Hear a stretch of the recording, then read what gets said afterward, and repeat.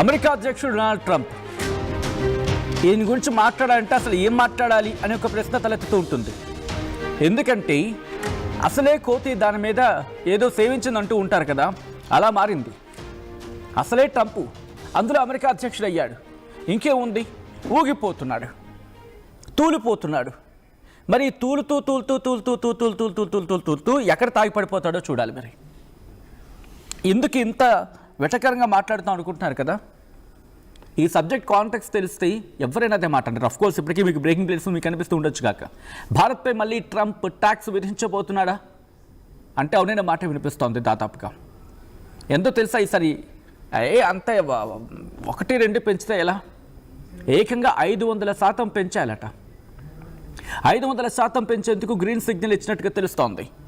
యుక్రెయిన్తో యుద్ధం చేస్తున్న రష్యాతో చమురు కావచ్చు, లేకపోతే ఇటు యురేనియం కావచ్చు, ఇవెవ్వరు కొనుగోలు చేసినా